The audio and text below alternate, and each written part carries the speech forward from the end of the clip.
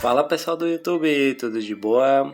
Aqui é o Sarue e hoje o nosso bate-papo é sobre essa obra chamada Opus do nosso querido Satoshi Kon. Então, se você quer saber minha opinião sobre essa obra, tudo que eu tenho a dizer sobre ela, já vai se inscrevendo, deixando aquele like e marcando o sininho para estar por dentro de todo o nosso conteúdo. Já temos disponível aqui na nosso canalzinho as playlists, já estão disponíveis com todos os nossos vídeos separados por tipo, então não deixe de conferir, dá uma chance para o nosso canal que eu tenho certeza que vai te agradar de alguma forma. E desde já deixo o meu agradecimento a você que vem se inscrevendo, a você que vem comentando. O intuito desse canal é justamente esse bate-papo entre leitores e consumidores de mangás, de quadrinhos, de jogos, de filmes, de séries, animações e tudo mais presente na nossa querida cultura pop, beleza? Não deixe de participar e dê uma chance pro nosso canal. Somos um canal pequenininho, mas com a sua força, com a sua contribuição a gente vai longe. E muito obrigado e bora pro vídeo. Então pessoal, hoje o nosso bate-papo é sobre esse mangazinho completo em 2 edições chamado Opus, do querido Satoshi Kon. Esse mangazinho é um tanto enigmático, é a primeira vez que eu trombei com ele, eu não pesquisei nada sobre ele, eu dei uma chance às cegas a ele e eu vou dizer pra vocês, esse mangá é fantástico. Desde o início a o seu fim, entre aspas, pois o Satoshi Kon, ele faleceu durante o período da criação dessa obra, então é uma obra inacabada. Ele tinha grandes planos para dar seguimento a essa obra, mas infelizmente ele foi acometido por uma doença e não sobreviveu. Então essa obra é inacabada, só temos esses 2 volumes em mãos. Só que ao passar dos anos, a esposa dele, remexendo nos papéis, nos trabalhos dele, achou um projetinho de um capítulo final. Ele já tinha dado tecnicamente um final ou rumado para um final. Então essa edição conta com esse rafzinho que ele fez, mostrando o que seria o final da série, né? Mas é muito aberto para se dizer que é um final e é inacabado também. É uma pena, essa obra é fenomenal. Ela tem assim um escopo impressionante para esse tipo de mangá. É muito legal. E do que se trata o Opus? O Opus ele começa você acompanhando uma policial, uma detetive no caso, chamada Satoko.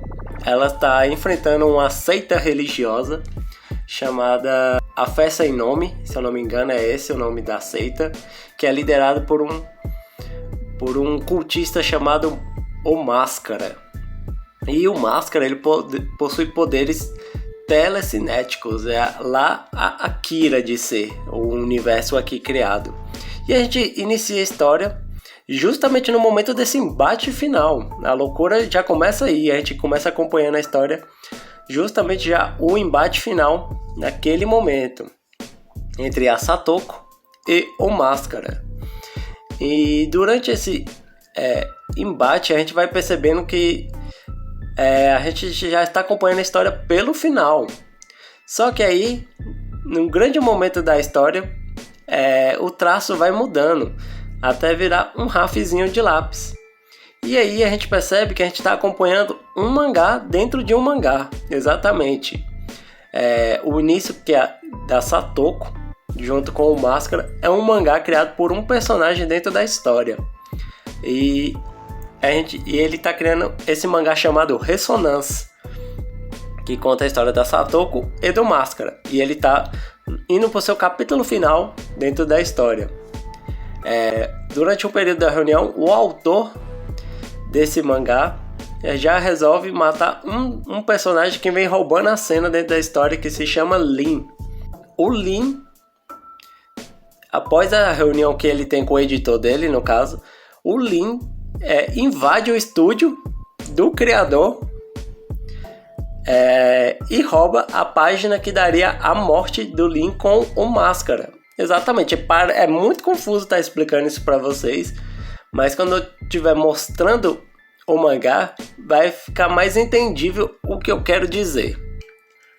Essa obra é um tanto complexa nesse quesito, porque ela se mescla muito bem o mangá, que no caso o Resonance, que o autor está criando dentro da história, se mescla muito bem com o presente do autor, e ele vai parar dentro do próprio mangá. É uma história bem maluca, e a gente vai vendo o ponto de vista do autor tendo que lidar com as suas criações, e muitas vezes ele tomou decisões muito impulsivas para agradar nós leitores, no caso, né?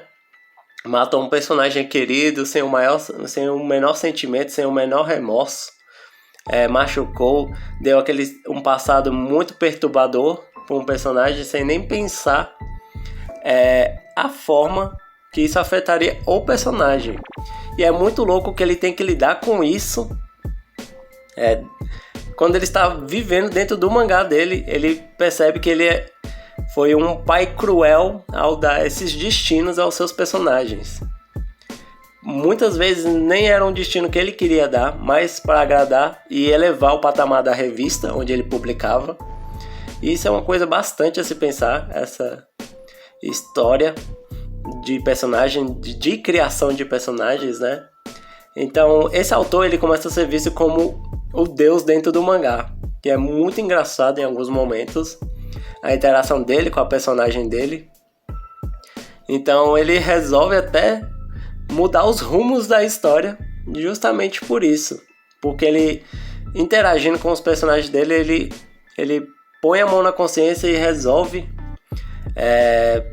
ser um pouco mais apático. Ele vê que os personagens deles têm uma vida, eles têm sentimentos, e ele aprende a lidar com isso e desiste até mesmo da página final, onde ele mataria ambos os personagens. Isso pode parecer um spoiler, mas é literalmente as primeiras páginas do volume 1. Eu vou resumir somente isso, não vou contar os desdobramentos dentro da história. É um mangá que vai se desdobrando de uma maneira um tanto pesada mais pro meio. Mas eu vou deixar que quem encontra esse mangá descubra. Ele é bem tranquilo de achar, se eu não me engano, né? Posso estar falando besteira agora nesse quesito. Eu achei ele super tranquilinho de achar. E é uma obra assim, que me surpreendeu desde a primeira página. Eu já fiquei surpreso com esse mangá. E agora vamos para os quesitos técnicos dessa obra. Ele é um mangá com a encadernação bem simplesinha mesmo. Aqui a lombadinha dele para vocês verem. É algo bem simples, bem basiquinho mesmo.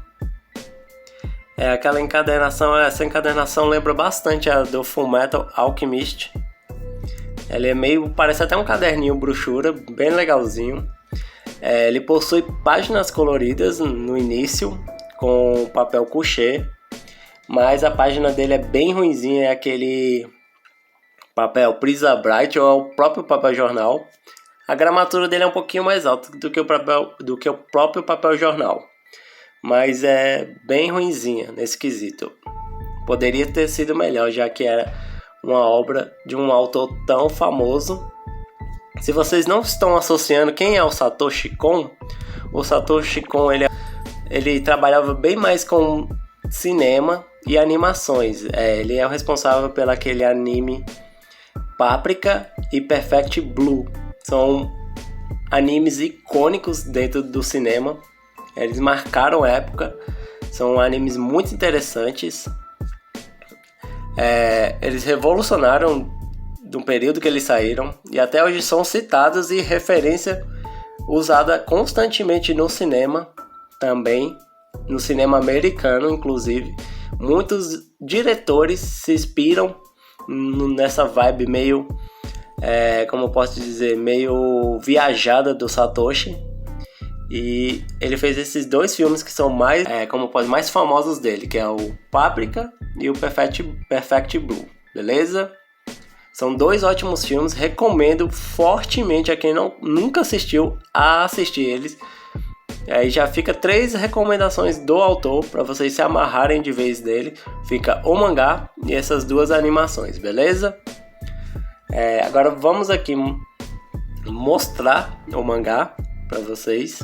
Vou mostrar somente o primeiro para não dar spoiler e vou mostrar um pouquinho do que eu disse ser o final, né? Para vocês entenderem melhor, porque a explicação fica um tanto bagunçada quando você fala assim por alto, sem querer dar spoiler, fica um pouco vaga. E aí eu vou tentar explicar enquanto eu for ler, beleza? Aqui um material bem simples mesmo. Temos páginas coloridas num papel couché. Bem bonitas as páginas coloridas. E uma coisa que eu não citei é que o traço remete automaticamente ao traço do Katsuhiro Otomo do Akira. É muito parecido o estilo de arte com o do Akira. E isso é impressionante, as cidades muito bem detalhadas, os personagens nesse estilo. A própria Satoko lembra bastante o Kaneda nas atitudes dela, apesar dela ser uma personagem feminina.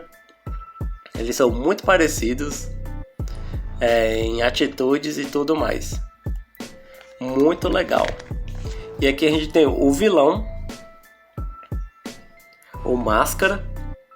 E como vocês podem ver, começa aqui, olha. Ressonância, parte 3, capítulo 24. Isso pode assustar, a pessoa acha que o mangá veio defeituoso. Mas não, pessoal, aqui você está acompanhando o mangá dentro do mangá. E é muito bem detalhadinho, ele faz como se tivesse o autor escrevendo mesmo o mangá. E é muito interessante a forma de abordagem. E aqui a gente já vê a batalha final entre o Máscara e a Satoko. Até que no momento aparece o Lin, esse personagem que dentro da história vem roubando a cena da Satoko. E aqui, como eu disse, temos a mudança de traço. E é aí que a gente percebe que tem algo errado aqui. E o que está vendo? A gente descobre que é um mangá sendo feito por este mangaka aqui. O nome dele é um pouquinho difícil, eu acho que é Shiroji, alguma coisa assim. Não vou lembrar direitinho. E ele está indo em uma reunião com seu editor de pauta e tudo mais, seu editor geral. E aqui ele mostra que fim rumaria a história. E a gente está bem na página 14 ainda da história. E já vemos o desfecho do Máscara e do Lin dentro da história. E aqui ele parece um tanto despreocupado, nem ligar tanto. Ele se preocupa mais em manter a série dele do que propriamente com os personagens dele.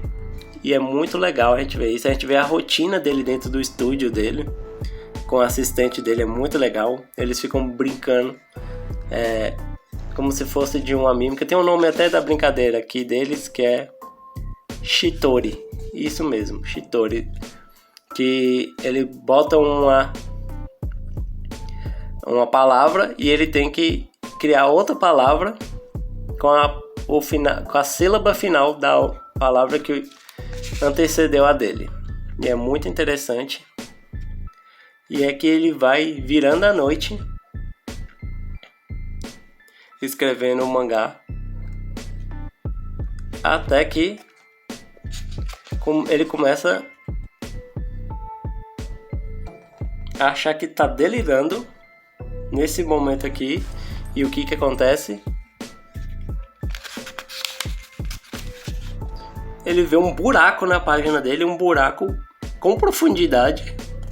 Ele vê um caminho e ele vê que o Lin roubou o desfecho da história dele, onde o próprio Lin morreria e o autor acaba indo parar atrás do Lin dentro da história, dentro do seu próprio mangá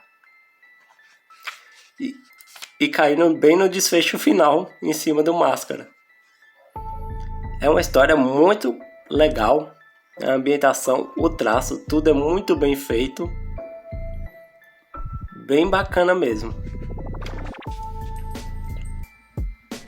Os personagens são muito carismáticos, muito expressivos, as batalhas são emocionantes. É uma pena mesmo o mangá não ser inacabado, mas não tem o que fazer, gente. Eu tenho certeza, se o autor ainda tivesse vida, ele continuaria. Ele parece estar muito bem com essa série, muito bem envolvido. E é muito triste, né, quando uma obra se encerra assim abruptamente, né? Mas tá aqui. Não deixe de dar uma chance a esse mangá, caso você trombe com as 2 edições. Eu tenho certeza que vai valer a pena seu investimento, mesmo sendo uma obra, ressaltando aqui, inacabada, entre aspas, porque o que é vivido dentro desses 2 volumezinhos aqui vale muito a pena. É uma obra que eu constantemente estou relendo e cada vez mais eu me pego reparando nos detalhes e gostando mais e mais da obra. Beleza? Dando uma folhadinha aqui para vocês verem. E é isso. E aqui no finalzinho tem um extra mostrando os designs dos personagens. E basicamente isso. Bem simples, bem tranquilinho. Uma obra curtinha, mas que vale ouro.